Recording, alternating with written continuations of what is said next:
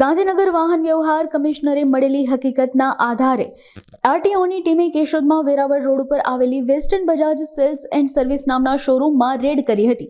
અહીં તપાસ કરતા જાણવા મળ્યું કે વાહનોના વેચાણ માટે ડીલર પાસે જે કાયદેસર ટ્રેડ સર્ટિફિકેટ હોવું જોઈએ તે ન હતું. નિયમ અનુસાર જે કોપિન કંપનીના ડીલર હોય તેમની પાસે વાહન વેચાણ માટે ટ્રેડ સર્ટિફિકેટ હોવું ફરજિયાત છે, પરંતુ અહીં કેશોદના મનહર પટેલ નામનો શખ્સ ટ્રેડ સર્ટિફિકેટ વગર વાહનોનું વેચાણ કરતો હોવાનું સામે આવ્યું છે. તેમના શોરૂમમાંથી 25 ટુ વ્હીલર જેમની આશરે કિંમત 25 લાખ જેવી થાય છે તે ડિટેઇન કરવામાં આવ્યા છે. આ અંગે તપાસ કરતા આ શખ્સને વેરાવળની અન્ય કંપનીના ડીલર દ્વારા અનધિકૃત રીતે સબ ડીલર નિમી દઈ અને વાહનોનું વેચાણ કરવામાં આવી રહ્યું હોવાના આક્ષેપો કરાયા છે, જે અંગે ડીલર મનહર પટેલ અને વેરાવળના ડીલરને નોટિસ આપીને દંડાત્મક કાર્યવાહી કરવા માટે તજવીજ શરૂ કરવામાં આવી છે. એપી પંચાલ, આરટીઓ ઇન્સ્પેક્ટર અને ઇન્ચાર્જ આરટીઓ જુનાગઢ. સૌપ્રથમ વાહન વ્યવહાર કમિશનર શ્રીની કચેરી ગાંધીનગર મારફતે એક ફરિયાદ મળેલ હતી, જેમાં ગીર સોમનાથ જિલ્લાના એક ડીલર વેસ્ટર્ન બજાજ નામના ડીલર દ્વારા જુનાગઢમાં બિન અધિકૃત રીતે વાહનનું વેચાણ કરે છે તેવી ફરિયાદ મળેલ હતી.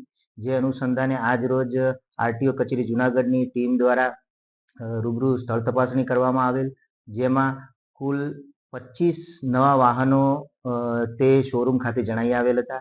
જે તમામ વાહનો ખરેખર ગીર સોમનાથના ડીલર વેસ્ટર્ન બજાજની માલિકીના હતા અને જ્યાં કેશોદ ખાતે જે ડીલર છે તેનું નામ વેસ્ટર્ન ઓટો એજન્સી હતું, જેઓની પાસે જુનાગઢ આરટીઓ દ્વારા ઇસ્યુ કરેલ ટ્રેડ સર્ટિફિકેટ પણ ન હતું.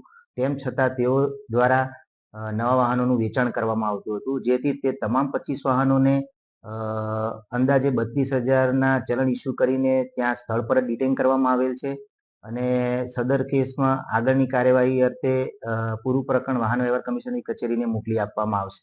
તે અંદાજે 25 લાખનો મુદ્દામાલ હશે તેવું ચોક્કસ નથી જણાવ્યું શોરૂમના માલિકે, પરંતુ આની અંદર એક શોર્ટકટ અપનાવ્યો છે. જેઓને જુનાગઢ જિલ્લામાંથી વાહનોનું વેચાણ કરવું હોય તેઓને જુનાગઢ જિલ્લામાંથી ટ્રેડ સર્ટિફિકેટ લેવું અનિવાર્ય છે, પરંતુ જુનાગઢ જિલ્લામાં ટ્રેડ સર્ટિફિકેટ ન લઈ અને જુનાગઢ સિવાયના ગીર સોમનાથ જિલ્લાનું વાહન આઈડી અને ત્યાંના સર્ટિફિકેટનો ઉપયોગ કરી અને આ વાહનો રજીસ્ટર કરવામાં આવે છે.